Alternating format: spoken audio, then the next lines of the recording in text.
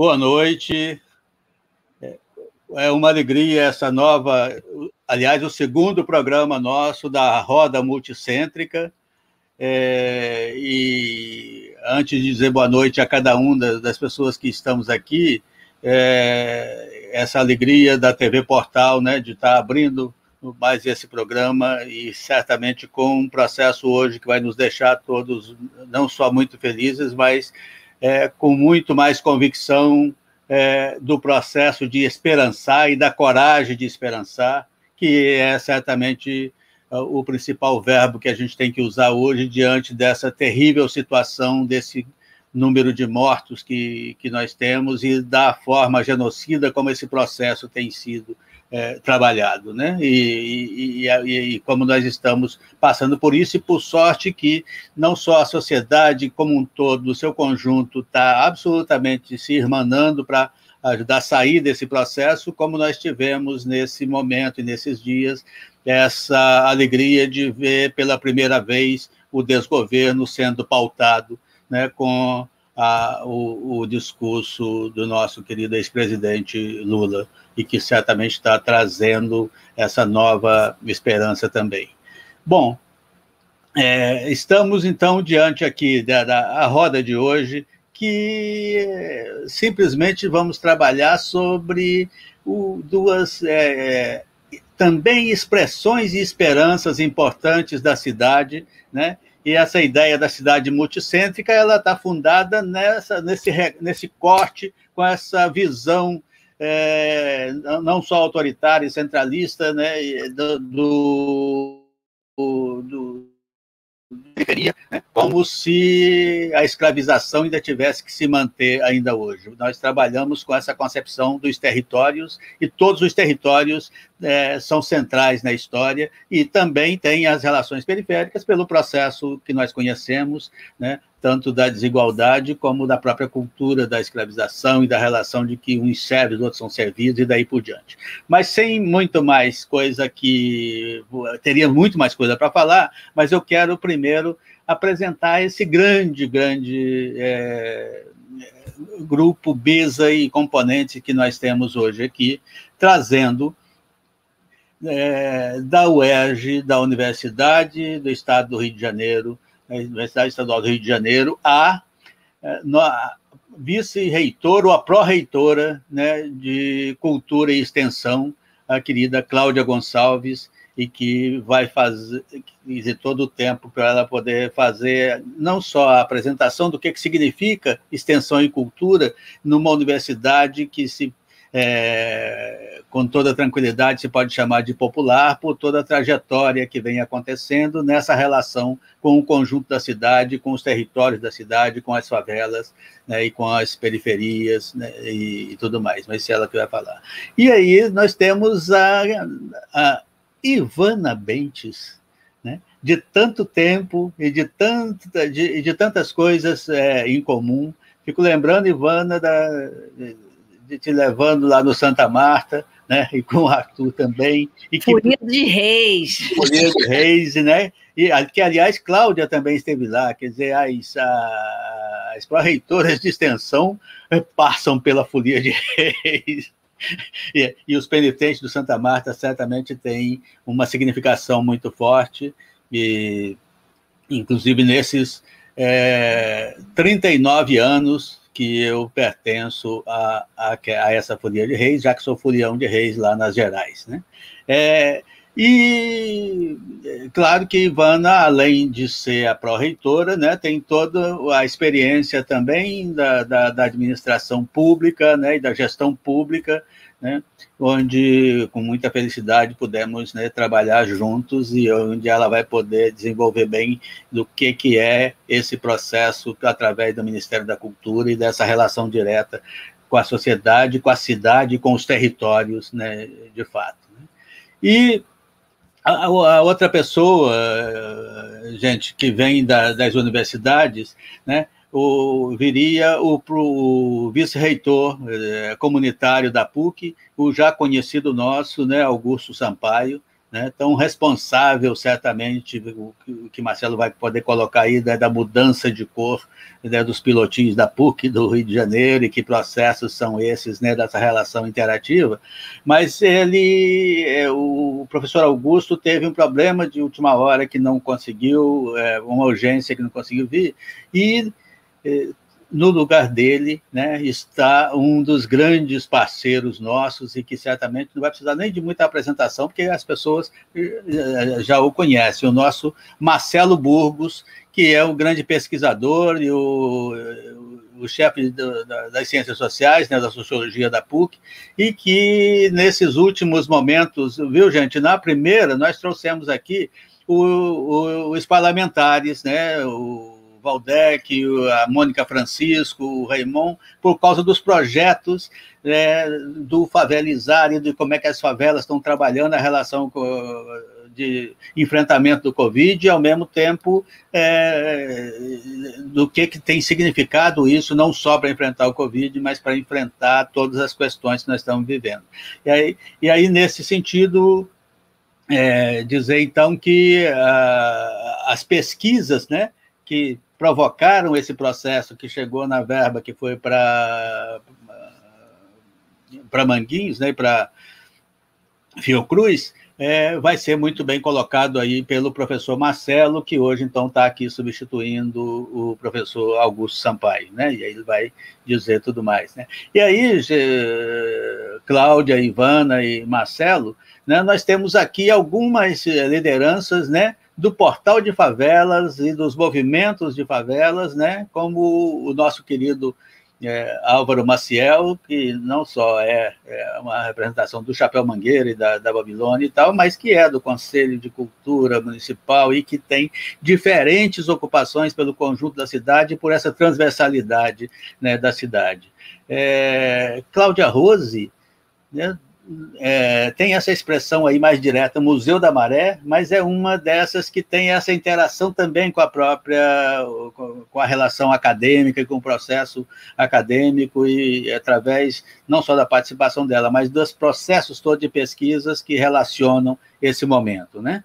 E temos o André Constantini, que já é um comunicador nosso, Ivana, né, e Cláudia, Marcelo, né, é dessas pessoas que, no 247, no portal e nos mais diferentes espaços, vai cada vez mais, né, descobrindo qual é a importância da cultura e da comunicação nesse processo de transformação e de mudança cada dia mais urgente que nós temos. Então, para que nós, como nós temos aqui um tempo limite, né, de 1 hora, que a gente certamente pode chegar até 5 ou por aí afora, mais, né, eu queria que algumas provocações mínimas fossem feitas pelos moradores, né, de favelas e representantes dos diferentes espaços que nós estamos aqui, né, para que vocês três possam também se expressar para a gente com mais tranquilidade, para que a gente tenha tempo dessa troca aqui durante, tá? Puxa aí, Álvaro. Não sei se porque o Rumba viria por aqui, não sei se ele chegou ou não. O Rumba não chegou não, né? Então... Olá. Rumba, tá aí. Tá aí. Então, uma abertura. Rumba, você escutou eu apresentando essa moçada das grandes autoridades hoje do meio acadêmico, né, das relações de pesquisa e tal, e, ao mesmo tempo, parceiros nossos do portal, e que certamente, a partir do que nós estamos falando hoje, não só do ponto de vista dos saberes, mas do ponto de vista também dos poderes, de como é que estruturamos melhor a comunicação comunitária como um todo e a pesquisa como um todo, né, a gente vai poder aqui ouvir e trabalhar. Então, iniciando aí, Rumba, o pessoal é o nosso carro-chefe aqui do Portal de Favelas, e que todo mundo já deve saber que ele é do Jacarezinho, né, e que está nesse processo de construção do que certamente nós podemos chamar com tranquilidade, né, com todas as pessoas que estão aqui, com o que o Gramsci estaria também dizendo hoje, dos intelectuais orgânicos dessa cidade. Rumba, querido. Quero saudar a todos, né? Quero saudar geral com o grande axé. Eu me chamo de anfitrião, mas eu acho que eu não sou um anfitrião. Eu acho que eu sou um intrujão. Eu sou um intrujão, sim, porque quando a gente olha esse timaço aí, nessa seleção, né? A gente fica, assim, feliz da vida, porque isso está batendo na nossa telinha, né? Que já está se apresentando como um telão. E a felicidade maior ainda, né? É porque eu estou vendo aqui pessoas maravilhosas, né? Representando as favelas, mas eu tenho uma amiga aí especial que eu não vejo há muitos anos. Ela sempre esteve ligada nas nossas favelas. E eu tenho certeza que antes dela aí na Dona Marta, ela veio no Jacarezinho. Eu não quero nem dizer o ano que ela veio no Jacarezinho, porque senão você vai descobrir a minha idade, eu não quero dizer não. Mas, caramba, que satisfação em rever essa grande mulher brasileira. Mulher brasileira, aonde está você? Ô, Ivana Bente, que saudade, Ivana Bente, que saudade. Muito feliz com a tua chegada, quero parabenizar mais uma vez o Álvaro, de Chapéu Mangueira, o Álvaro do Samba, porque ele sabe realmente escolher, selecionar as pessoas para trazer para esta ferramenta que é o Portal Favelas. Sejam todos bem-vindos. Geralmente eu chego aqui para dar a chave para vocês, né? Mas eu tenho uma maioria aí que já tem a chave. Mas eu quero ter assim, a satisfação de entregar essa chave para a Ivane Bendes e mais os convidados que estão chegando aqui hoje. A chave é de vocês, não precisa mais bater na porta. Pode entrar, a casa de vocês. O Portal Favelas está aí para que vocês possam usar e abusar, tá bom? E assim eu vou me retirando aqui, o intrujão vai deixar vocês em paz. Fique à vontade aí no nosso barraco. Um grande axé, valeu. Abraço, Rumba, muito bom te ver. Obrigado, Rumba. E diga daqui para frente Santa Marta e não Dona Marta, viu, Rumba? Tá bom. É uma confusão danada isso. Pois é, mas é Santa Marta. Tá. O Álvaro. O Álvaro. Tá sem som.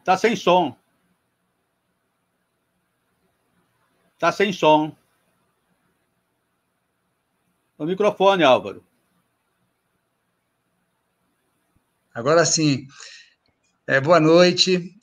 É um prazer aqui estar nesse dia histórico para mim, para o Rumba, para a família Portal Favelas, porque a comunicação, a gente sabe que ela tem esse alcance transformador e muitas vezes, quando a gente não cuida, né, não repara isso, a gente acaba errando.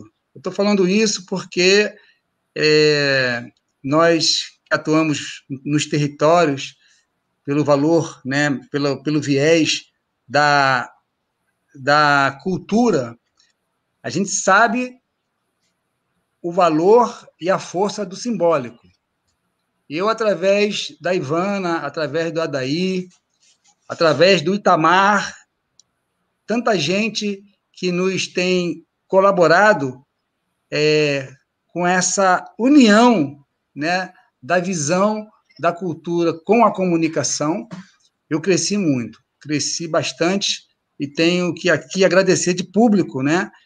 E quando o Adair vem agora, depois da gente viver, discutir, pensar bastante, mobilizar bastante sobre o Cerzimento, agora ele traz novos elementos, né, da gente olhar a cidade e enxergar nela a sua multicentridade.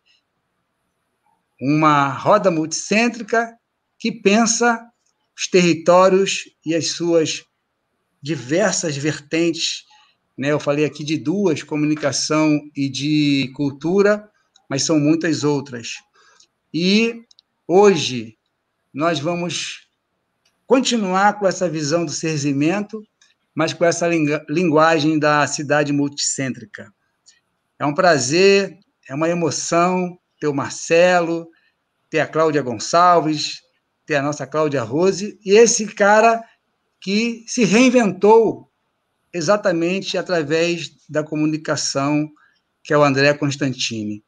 Olha, André, vou falar aqui de público, eu quero ver você numa dessas faculdades, você tem um tremendo potencial, e é o que a gente está torcendo, que você cresça muito através da comunicação, e que um dia a gente esteja lá, eu também quero voltar para a universidade, porque a gente fica na favela, num corre danado, e muitas vezes a gente não tem tempo de completar nossos estudos.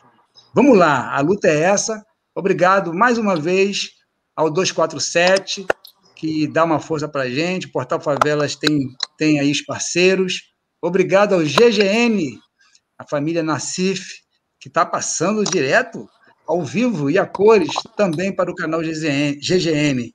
E essa força da comunicação comunitária, e o Portal Favelas é isso, a gente tem essa esperança de levar muita mensagem, muito pensamentos que a mídia tradicional não faz.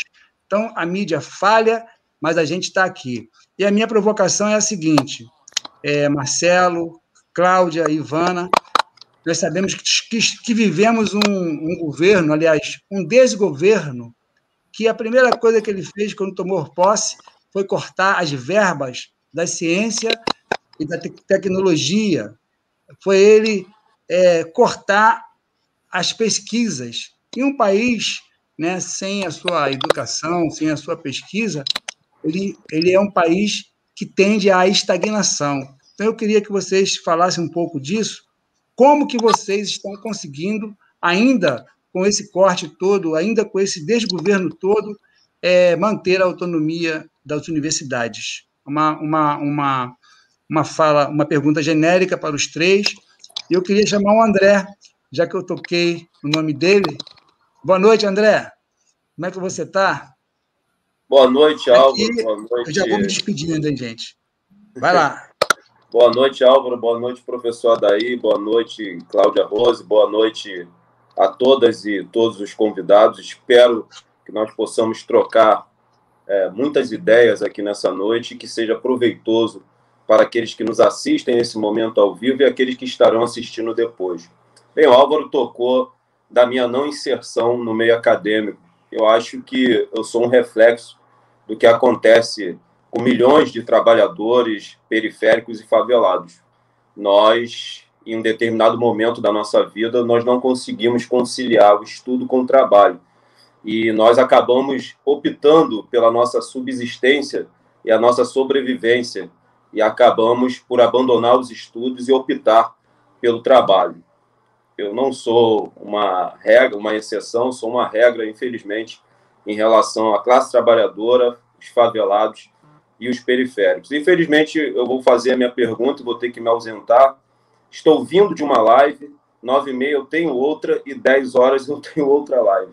São uma série de lives aí, são várias lives, mas quero dedicar o programa de hoje aos cinco companheiros que foram presos hoje em Brasília, ao estender uma faixa, como dizer, Bolsonaro genocida, declarando aquilo que ele é, um genocida, genocida, genocida, genocida. Bolsonaro, não gostou? Manda a polícia me prender. Manda a polícia ir lá em casa me prender pela Lei de Segurança Nacional, seu canalha, genocida e fascista. Quero dedicar esse programa aos companheiros que foram presos e enquadrados na Lei de Segurança Nacional, já foram soltos, obviamente. Quero dedicar esse programa ao companheiro André de Paula, da FIST, da Frente Internacionalista dos Sem Teto, aqui no Rio de Janeiro, que sofreu um atentado à bomba no seu apartamento, que quase incendiou o seu apartamento, levando em conta esses dois últimos atos da violência policial e da repressão estatal e do avanço do fascismo através da violência dos fascistas nas ruas.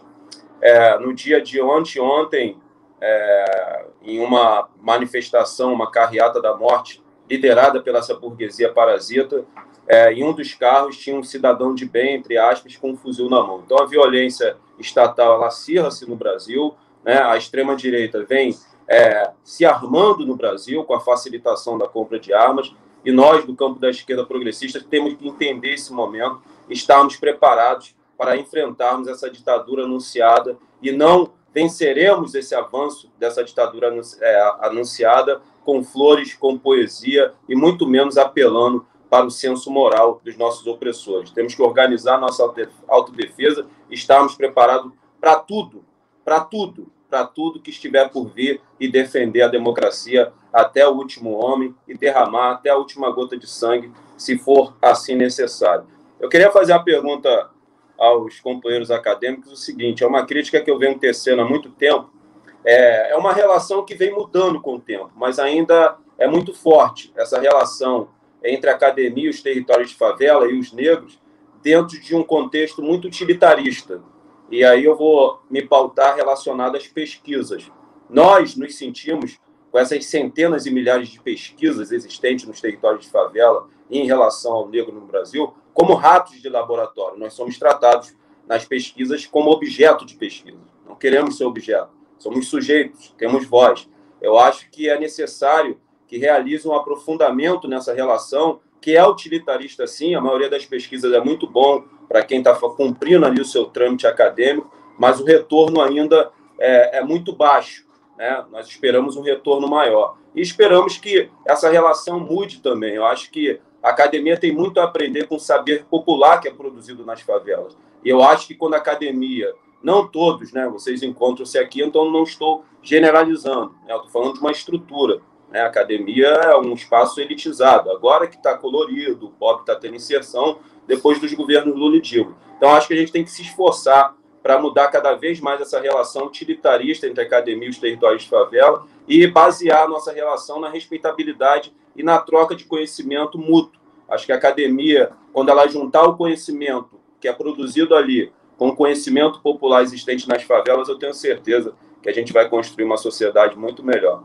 Felizmente, eu vou ter que sair, mas depois eu vou assistir aqui a explanação dos companheiros e companheiras. Forte abraço. Eu queria ir, agora eu, né, Adair? Seu microfone, ó, maravilha. Queria aqui saudar as boas-vindas aqui a Cláudia, no Minha Xará, Ivana, Marcelo, dizer que é um prazer ter vocês aqui, ver aqui na interação do chat, né, do YouTube, do nosso canal aqui no YouTube, várias pessoas se manifestando. A Renata Soares, que é a nossa companheira, juntamente com outras companheiras da extensão, né, da Pró-Reitoria de Extensão da UFRJ, na construção do Fórum Favela Universidade, com a Fiocruz também, e instituições de base comunitária de Maré e Manguinhos. A gente está junto nessa luta. E dizer, né, que o André falou, né, que em algum momento ele, como maioria da população brasileira, infelizmente, em algum momento tem que optar entre o trabalho e o estudo, e que, por isso, ele não está no meio acadêmico, mas dizer que é justamente essa estrutura injusta que faz com que as pessoas, a maior parte da população, tenha que optar, né? Não deveria ser assim, optar por continuar estudando ou optar entre continuar estudando e trabalhar. Não deveria ser assim.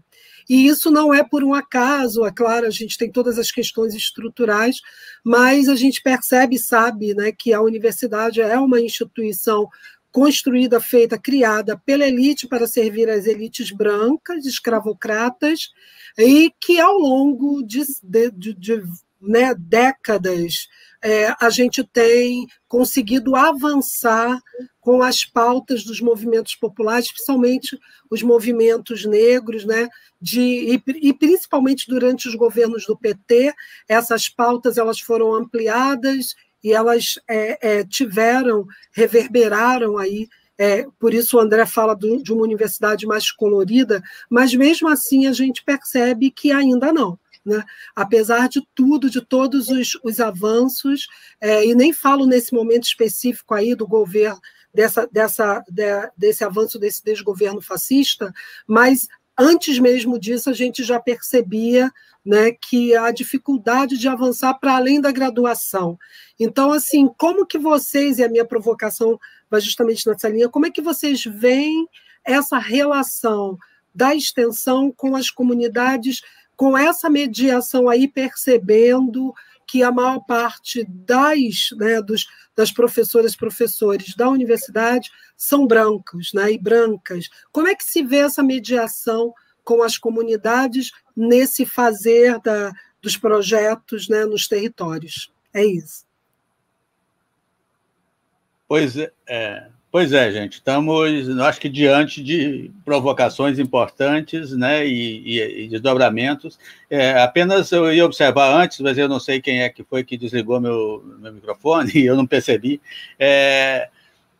que o André, quando falava, e a firmeza, inclusive, estava também sustentada na prisão dele próprio há 1 ou 2 semanas, numa atividade da Cinelândia, e onde os grupos todos tiveram que se mobilizar para também poder tirá-lo logo da delegacia para onde ele foi conduzido, de forma assim, muito terrível, com as pessoas chegando e quebrando, e tirando o microfone e pegando e levando, assim, os policiais fazendo isso. Mas, enfim, acho que o que é importante a gente trabalhar aqui agora é a contribuição dessa relação da universidade com a pesquisa, da universidade com a cidade, da universidade com os saberes que cada vez mais vão ser compartilhados, né, com o conjunto da população, que é quem tem que ser sujeito desse processo.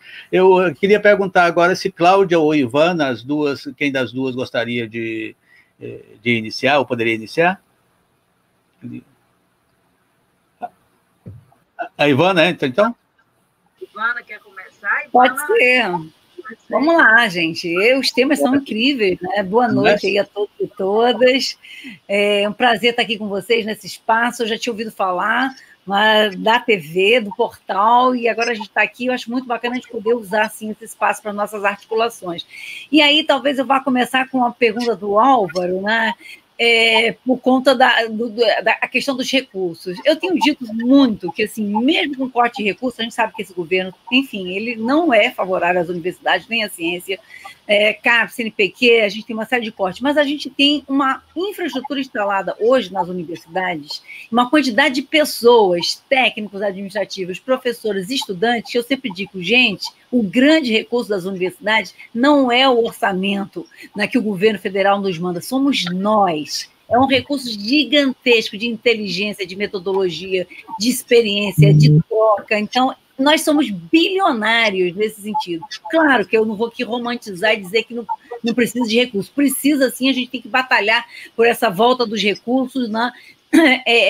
Para o orçamento da universidade. Mas a gente tem um recurso bilionário que nós precisamos também mostrar. Laboratório trancado, final de semana, sala de aula. Não estou falando da pandemia, não. Estou falando desses campos incríveis, com piscina olímpica, uma infraestrutura instalada que a gente tem que abrir para a cidade, né? Então, a gente tem pensado muito nisso. Eu queria começar falando dos recursos. Queria cumprimentar a Cláudia, que é uma grande parceira nossa na Semana Nacional de Ciência e Tecnologia nos territórios. Está aqui a nossa equipe da extensão, Renata, Marise, aqui de noite acompanhando a nossa conversa, porque efetivamente eu queria colocar aqui um marco para essa mudança que o Constantino trouxe aqui, e Cláudia também, porque efetivamente a universidade não foi criada, não foi pensada para servir a população, é uma história elitista e classista, mas a entrada dos jovens das periferias, dos jovens negros na periferia, mudou a cara da produção do conhecimento. E aí, eu digo, essa mudança não vai vir pelos professores, simplesmente, ou pelos técnicos, mas pelos estudantes. Ou seja, nós temos, e a gente está fazendo esse mapa na UFRJ, eu quero ter esse mapa na frente para a gente trabalhar com o território a partir de dado e de número, uma quantidade muito grande de jovens das favelas do Rio de Janeiro, na Universidade Federal do Rio de Janeiro. Então, aonde eles podem atuar? No território, articulado com a pesquisa, com o ensino e com a extensão. E aí, quando o André também falou, não entrei na universidade porque eu tinha que trabalhar.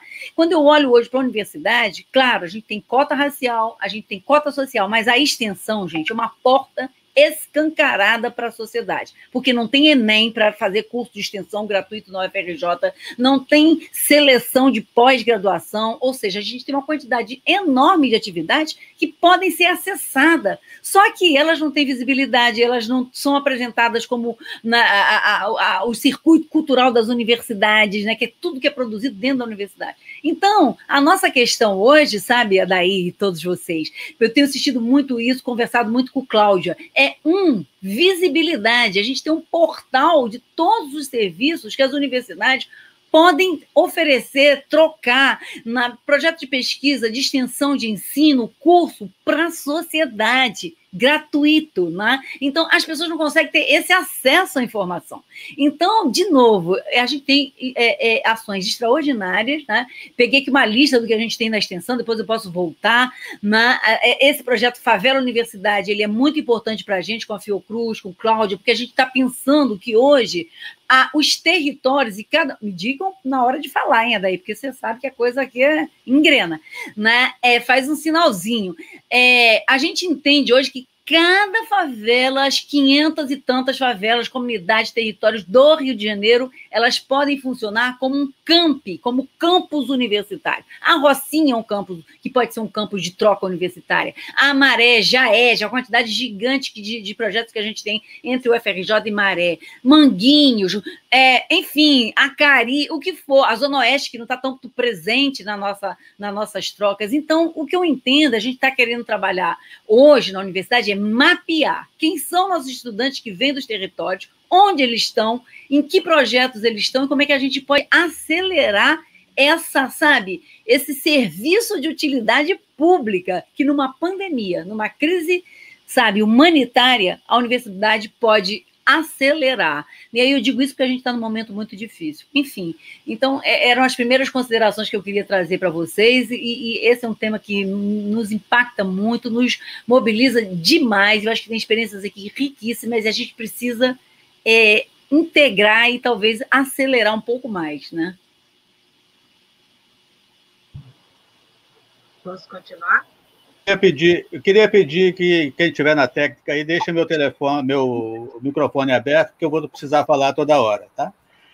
Mas, enfim, a querida Cláudia Gonçalves, ela vai falar agora, mas eu queria dizer que Cláudia é uma dessas companheiras, assim como Ivana, de muito tempo, e que eu tenho o prazer e o orgulho de ter sido convidado por ela para dirigir o Departamento Cultural da UERJ nesse momento. Então, a gente está vivendo essa parceria de forma muito importante e que, certamente, esse é um caminho fundamental, né, para esses processos todos que, a partir daqui do portal, nós podemos falar. Cláudia, por favor.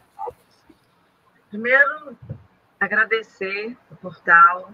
Eu acho que a existência desse portal, ele já sabe, Rose, uma resposta do território dentro de um contexto que está sendo quebrada a hegemonia.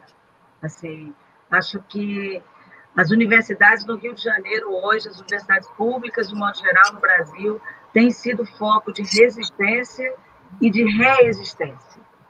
E acho que a extensão, como a Ivana coloca, ela tem essa potência. Essa porta aberta, nós estamos sendo invadidos. E que bom que estamos sendo invadidos. As cotas raciais não foram, Rose, um pensamento da elite branca que estava dentro da Universidade Brasileira e achou, num certo momento, opa, eles têm direito. Não. Foi o movimento negro, foi a luta do movimento negro, que, inclusive, e aqui eu vou mencionar uma pessoa muito cara para esse país, muito cara para mim, muito cara para a UERJ, Nilceia Freire, que era reitora no momento, em 2000, e que naquele momento havia muita resistência, Ivana, dentro da universidade e preconceito. E eu lembro que mesmo os deputados, quando entrou o projeto dentro da LERJ, não entendiam o que estava acontecendo e precisou a ação de Nilceia e de outras pessoas ali para dizer, não, isso é reserva de vaga. Isso é cota racial. Isso é uma política compensatória. Não é... Porque aí já estavam querendo colocar diferentes segmentos de setores, de militares, de não sei o quê. Então, foi realmente o movimento negro que trouxe, Rose, para a universidade. E a universidade ela ganhou uma potência. A UERJ, ela tem, a Daí chama de popular, ela tem essa marca. A UERJ é uma universidade que nasce para a classe trabalhadora. Ela nasce com cursos noturnos. Ela surge num lugar da Zona Norte, ela é cravada num lugar que era uma favela.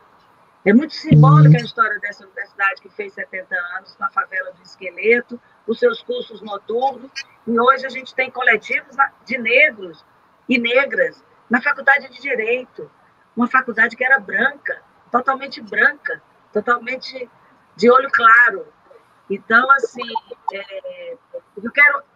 A extensão, Ivana, a gente conversa sempre, ela é uma via de mão dupla.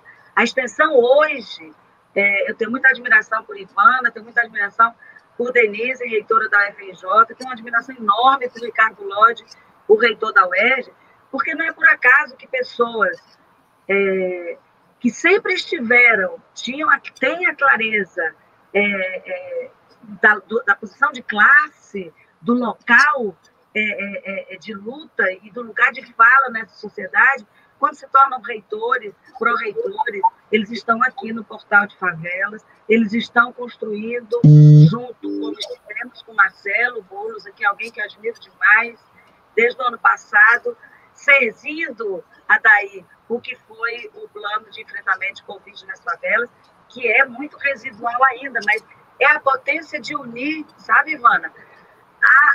Os coletivos de território com as universidades, com pesquisadores, com entidades sindicais. Enfim, gente, não vão ser eles que vão dar as saídas para nós. Somos nós que temos que construir as nossas saídas. Então, eu vejo na extensão essa potência. Eu acho que a extensão, o nosso reitor, o professor Ricardo, costuma dizer que a UERJ, nos seus 70 anos, 40, ela consolidou o ensino, nos últimos 30, ela consolidou a pesquisa, e nós estamos na era de consolidar, de abrir as portas, Ivana, de aumentar e amplificar essa via de mão dupla, porque é verdade, a gente tem que sair dessa posição de entregar coisas. Tem conhecimento sendo gerado lá fora, os territórios estão gerando conhecimento, a juventude está gerando cultura, existem outras expressões de cultura, de manifestação, de organização, de empoderamento, que tem que ensinar também a universidade. Então, sem me estender mais, que acho que Boulos vai falar, só quero dizer uma coisa. Hoje são 71.904 novos casos por dia, já são 287.795 mortos no Brasil.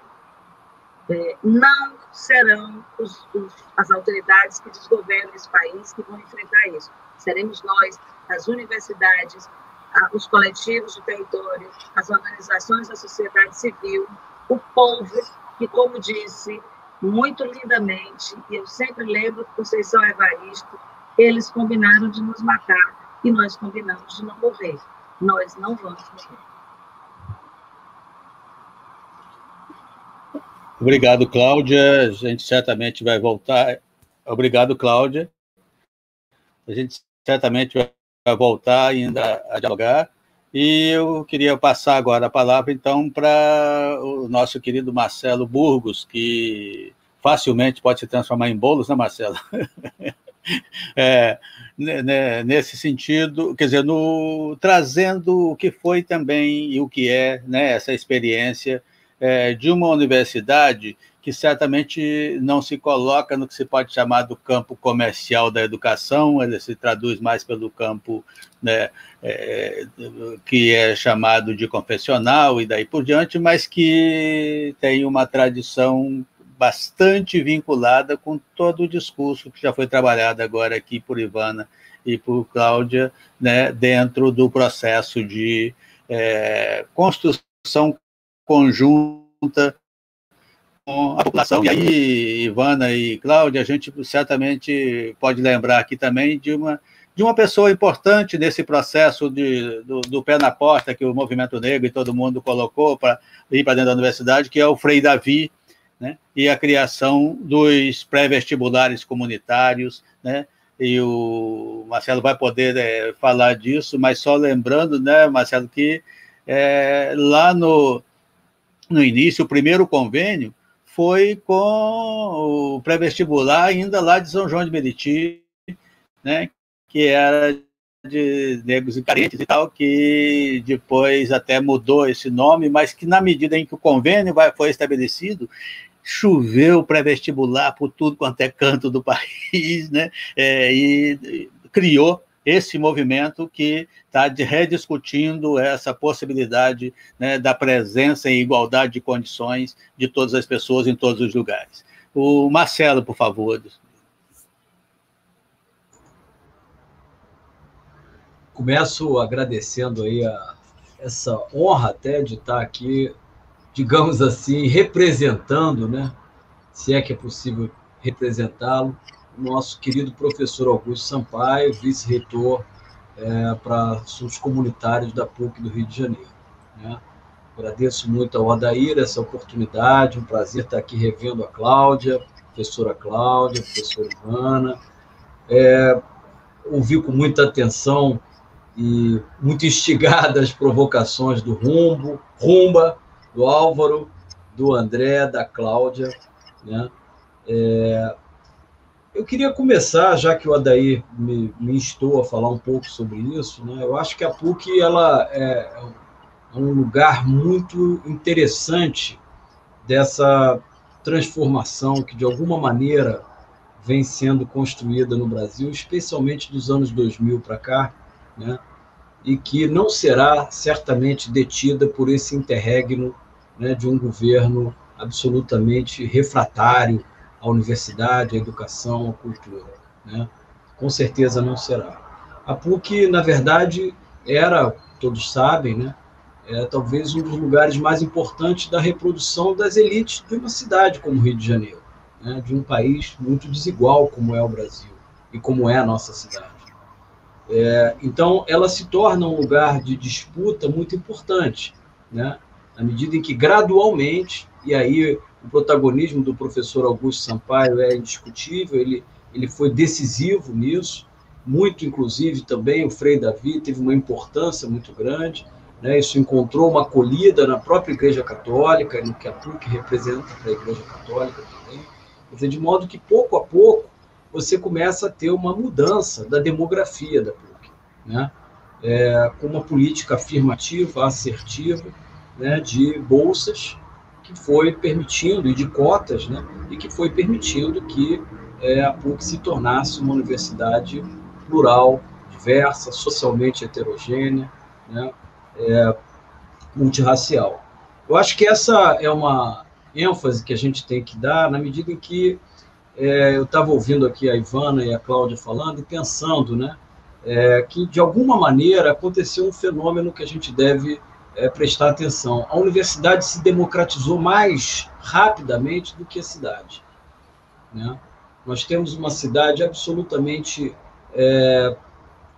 estruturada, socioespacialmente estruturada, a partir de uma lógica de segregação urbana, né?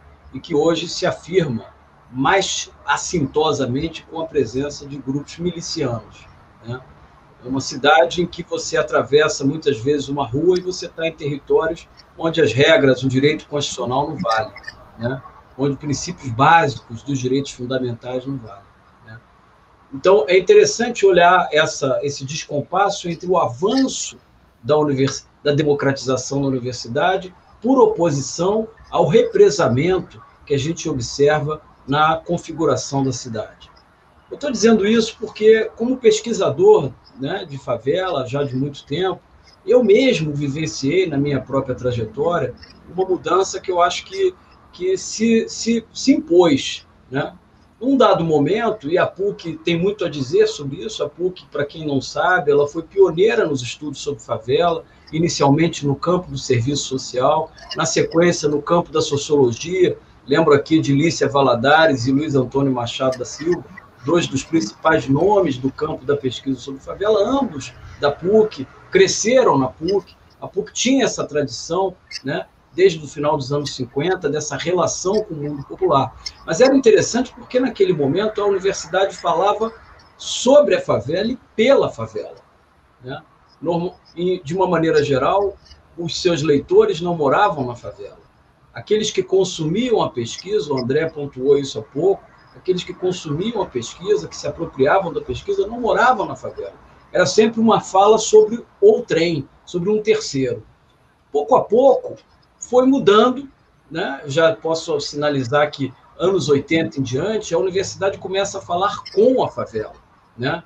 A gente lembra, por exemplo, da diretora do meu departamento, né, a Lélia Gonzalez, e a parceria dela com a Benedita da Silva. Quem não lembra disso? Anos 80.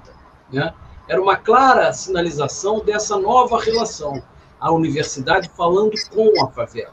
Né? Mas isso ainda era um processo em transição, que, aliás, a própria Benedita, de certo modo, encarna isso. A história da Benedita da Silva encarna isso. A gente não precisa nem falar sobre ela e sobre a importância dela.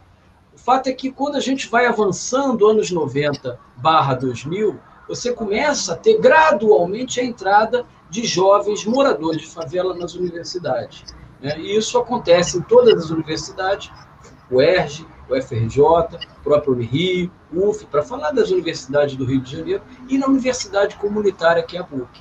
Né? Me lembro especialmente aqui de uma trajetória que é icônica pela importância que ela teve. A Dair está aí com a placa dela, Marielle Franco. Marielle, que foi minha aluna no meu departamento de Ciências Sociais, entra na PUC em 2002, se forma em 2006. Eu fui, inclusive, paraninfo da turma dela, tem até hoje a placa aqui com a turma, né? Ela ainda muito garota. É interessante porque jovens como a Marielle começam a se apropriarem da universidade e é como se a gente pudesse, para fechar esse circuito, né, dizer que a favela começa a falar pela universidade. Percebe a inversão? Antes a universidade falava pela favela, agora a favela fala pela universidade. Você começa a ter um novo tipo de intelectual na cidade do Rio de Janeiro. Né? E esse movimento se observa com muita clareza na PUC. Eu, por acaso, comecei a trabalhar na PUC exatamente em 2000. Né? Eu me lembro de dar aula para outros cursos que não de ciências sociais, nesse início da década de 2000, a sensação que eu tinha é que eu estava numa universidade americana. Inclusive, quando vinha algum palestrante para falar em língua inglesa, a maioria sequer precisava de tradução simultânea. Né? Essa mudança foi muito rápida. Num dado momento, numa festa de abertura do ano letivo na PUC, né, como sempre acontece, né, em condições normais, há uma espécie de recepção aos calouros de toda a universidade, e estava lá no palco a representação estudantil da PUC, toda negra, ou quase toda negra, quase toda composta por mulheres negras. Eu, quando olhei aquela foto, aquela cena, eu falei, caramba, né? É uma mudança profunda que ocorreu. Né? Então, houve, sim, e a gente deve saber valorizar e comemorar essa democratização da universidade. Ainda está muito longe do que precisa, mas ela já foi suficiente para forjar um tipo novo de intelectual. Um tipo novo, Cláudia Rose, de mediador. A universidade ela não precisa mais, digamos, ter mediadores externos. Ela própria é a favela. E isso acontece, né, principalmente nas áreas de ciências sociais e humanas, mas também está ocorrendo gradualmente em outras áreas. Né? E essa é uma mudança, é uma mutação fundamental, porque eu vejo aí, né, apesar de não... Eu acho que a gente deve... Eu gosto muito daquela máxima do Gramsci, né? Pessimismo da inteligência, otimismo da vontade. Né? Eu sou pessimista quando eu olho para uma cidade, né, muito fortemente dominada por grupos armados que se empoderam nesse momento com todo o apoio que o governo federal vem dando a uma milicialização, né? Um processo de milicialização. Sou pessimista, mas eu sou otimista na medida em que eu percebo que esses novos sujeitos, jovens que moram nas favelas, que estão, de alguma maneira, produzindo um outro olhar sobre a nossa sociedade, né? Conseguindo se apropriar dos saberes que antes estavam muito monopolizados por uma classe, né? Eu acho que aí a gente tem, sim, motivo para ter esperança, já que o Adair começou falando em esperançar. A gente tem motivo para ter esperança numa transformação. Ela virá, né? E eu acho que a universidade tem um protagonismo muito grande a jogar. Para concluir, eu queria falar, não podia deixar de falar nesse primeiro momento, né? Já se falou aqui, Rumba, o Álvaro, acho que todos falaram, né, da potência da favela, né? Isso é algo que a gente percebe muito claramente no nosso dia a dia da universidade. Mas eu acho que isso tem que ser capaz de contaminar também a vida estudantil como um todo, o ensino fundamental, o ensino médio, né? É preciso que a gente fortaleça muito as escolas públicas nesse sentido, delas serem um lugar mais amável para as favelas, né? Esse ainda é um lugar de disputa, é um lugar difícil, porque nós construímos aqui, muitas vezes, um caminho que é um caminho tortuoso, difícil, daqueles que são vencedores e que chegam ao ensino médio para poder chegar na universidade. Mas nesse percurso, né, não custa lembrar que mais ou menos metade dos adolescentes abandona a escola, não consegue chegar no ensino médio na idade compatível com o próprio processo, vamos dizer assim, juvenil. Então, eu acho que essa é uma agenda que também está posta para a gente, né? A valorização da relação, do fortalecimento da relação da escola com a favela, e não apenas da universidade com a favela. Por hora, é isso. Mais uma vez, agradeço aí pela atenção. Pois é, o nosso palco, a nossa sala, né, e a nossa forma de comunicação daqui, ela tem esse tempo definido, a gente está ainda com cerca de 10 minutos para terminar. Eu queria, né, apenas lembrando, né, Cláudia, que essa força enorme que foi assassinada da forma mais terrível, né, Marielle, quer dizer, outro dia nós fazíamos lá na relação com o secretário de Cultura, né, da cidade do Rio de Janeiro, uma fotografia na concha acústica Marielle Franco, né? E a vida dos diretórios também lá da PUC é Marielle Franco, e praças em Paris, e em Buenos Aires, e nos mais diferentes lugares, né? Eu me lembro que Marielle, quando também foi minha aluna, até pela relação anterior que tínhamos e tal, a gente fazia uma combinação para que todos os alunos que viessem da Maré, mesmo não passando por pré-vestibular comunitário, pudessem ter bolsas na PUC. E aí, resultado disso, mais de 20 estudantes que vieram por esse outro caminho conseguiram estudar na PUC com essa intervenção já de Marielle, naquele momento ainda de estudante, né? E aí eu queria agora só pedir que a Cláudia Rose e o Álvaro, tal, que a gente fizesse uma breve observação disso, né, que já ouvimos, né, e que nessa observação a gente já fizesse as nossas considerações finais, para que a gente cubra bem esse tempo aqui, tudo bem? A Cláudia Rose? Então, eu fico feliz em ouvir essas falas. Claro que pessoas como vocês que estão aqui com essa história de inserção no movimento, porque muito antes de estarem militando dentro da universidade, vocês já tinham uma história também de inserção e militância, né, nos movimentos progressistas, e é daí que a gente vê as mudanças, porque são pessoas comprometidas com mudanças, porque a universidade, como ela foi criada para a elite, pela elite, para a elite, é claro que quem chega na universidade, mesmo que venha da base, tem muito uma tentação de achar, cheguei aqui é meu lugar, agora eu vou me tornar mais um, né? Ou mais uma. E aí tem pessoas que justamente vão no outro sentido, né? No sentido da mudança, né? Na mudança que é coletiva, sempre coletiva. E essas grandes mudanças, elas nunca acontecem numa única direção, nunca vêm de uma única direção. Justamente esse movimento dialético, né, que de várias direções, de dentro da universidade, de fora da universidade, que forçam as mudanças, né, que geram as mudanças. E aí a gente na Maré, com o SEASME, que tanto desde 98 vem trabalhando, a gente já está caminhando para os 24 anos, né? Esse ano, 24 anos de SEASM, nessa luta justamente de criar lideranças que dentro da universidade possam fazer essa diferença.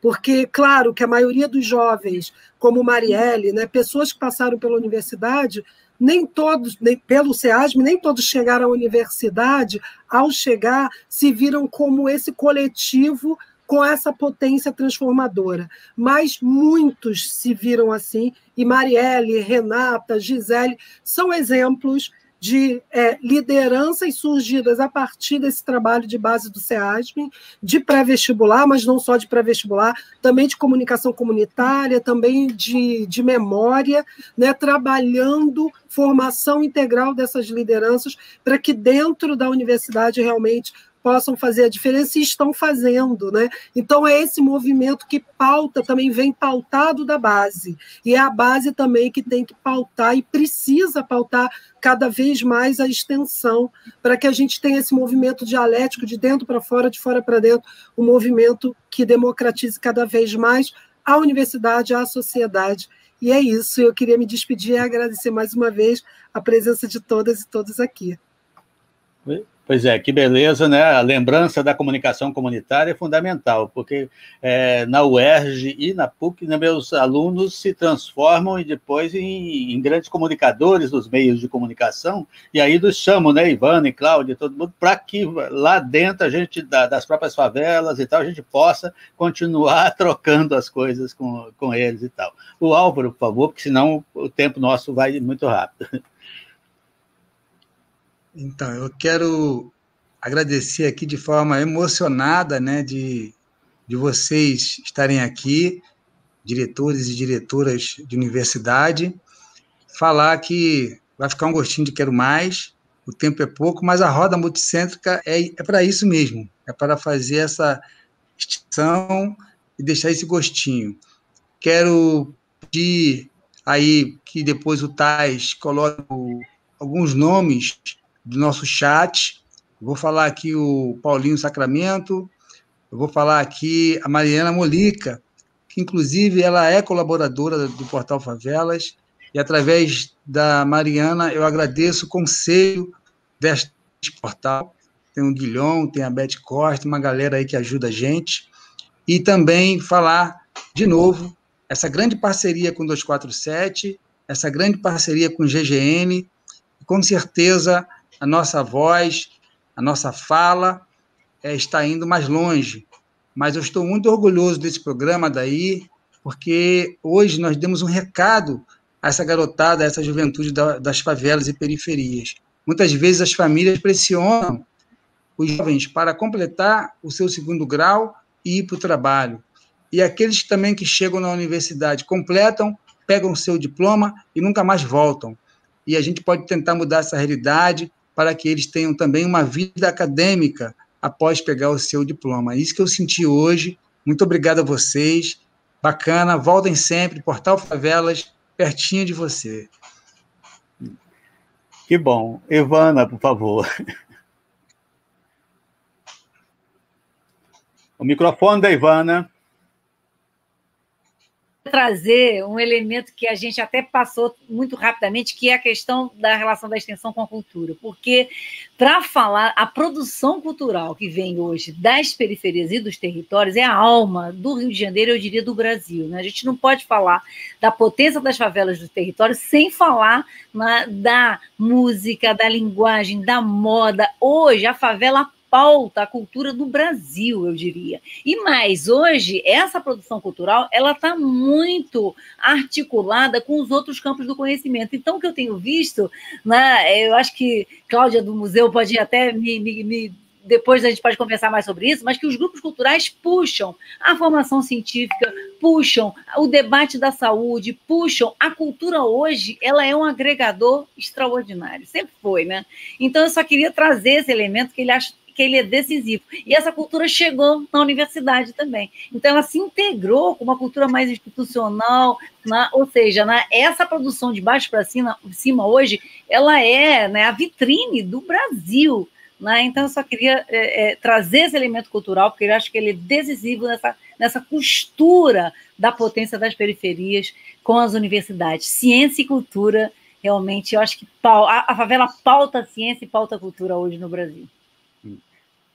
Cláudia, então, nesse segmento, vamos continuar.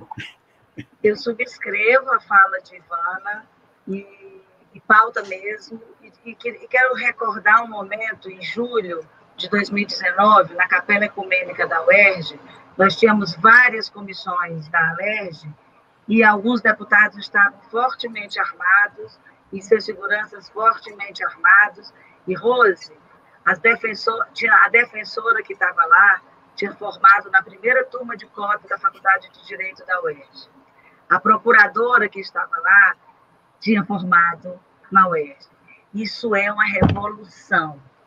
Isso é uma revolução, uma mulher negra que é defensora, formada numa universidade, e, de repente, ela está dentro de uma atividade pública, de uma audiência pública, e ela consegue enfrentar aquela condição. Mas a coisa que eu quero deixar marcada aqui para todos que nos ouvem, naquele dia, como muitas vezes eu já chorei, emocionada, com a generosidade do povo. Naquele momento, um menino, que era de um dos coletivos negros, o coletivo negro da FEBEC, da nossa faculdade, lá em Caxias, ele olhou, não houve nenhum incidente, eles estavam armados, porque os coletivos negros pediam calma, pediam para ficar quietos. Quem pacificou foi a generosidade dos filhos da classe trabalhadora, oriundos da raça negra. E ele olhou, o David Rich disse, ali estava a discussão se renovava ou não as cotas raciais, e foram renovadas por 10 anos. Ele disse assim, deputado, sabe por que você não vai acabar com as cotas raciais? Porque eu só entrei porque tinha. E sabe quem entrou agora em janeiro aqui? A minha mãe. E ela é faxineira, e ela é negra. E o senhor não vai acabar com as cotas raciais. Isso não tem mais volta, Rosa. Isso é verdade que tem elite, tem pensamentos elitistas dentro da universidade? Tem. Mas isso não tem mais volta. O povo já se empoderou e a universidade já entendeu que a função social dela é amplificar a capacidade de voo dessa juventude, porque ela já está voando, ela já está criando, ela já está produzindo, mas é fundamental que ela tenha, assim, o título e passe por dentro da universidade. Olha, tem uma aluna de medicina, de cota racial, conversar com esses meninos como a gente conversa, é impressionante o jeito que elas olham para uma pessoa que vem da favela, que é negro e que é pobre e que está no leito. Eu não quero gastar mais tempo, eu só quero dizer que gratidão aos territórios, gratidão ao povo negro que nunca se submeteu, mas que se insurgiu lindamente exigindo as cotas raciais. Meu beijo, gratidão ao portal. Voltarei quando me chamarem, Álvaro. Achei maravilhoso. Marcelo, por favor. Daí eu queria aproveitar aí esse momento para agradecer realmente esse convite, falar do quanto eu admiro o Portal das Favelas. Né? Sou leitor do Portal das Favelas. Né? Acho que é um espaço fundamental, um espaço de comunicação democrática. A nossa cidade também padece muito, né? E você que é um estudioso do assunto sabe bem disso, de uma maior democratização dos meios de comunicação, né? Que acabam tendo um papel muito importante, inclusive na produção de estigmas e estereótipos sobre a favela, né? Acho que essa conexão de meios de comunicação comunitário com a universidade é muito potente, né? Exatamente porque ela ataca talvez um dos pontos mais difíceis da gente romper, que tem a ver com a construção de representações sobre a favela, né? Não é de hoje, é recente que a grande mídia naturalizava helicópteros atirando do alto, né? Em favelas como a Maré, super densas, né? Numa claríssima manifestação de desprezo pela vida das pessoas, né? Então, isso muitas vezes chancelado, normalizado pela grande imprensa, pela mídia hegemônica. Então, acho muito importante esse espaço. Parabéns a essa iniciativa, parabéns a todo o pessoal que faz o Portal das Favelas. A gente sabe o quanto é difícil, né?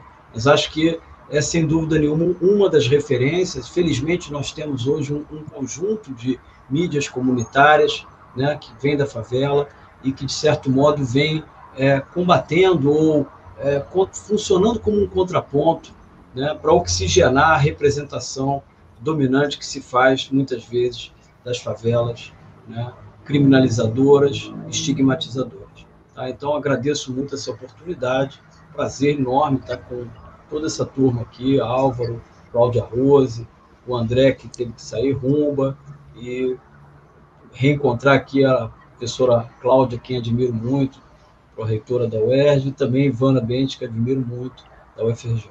Obrigadíssimo, Adair.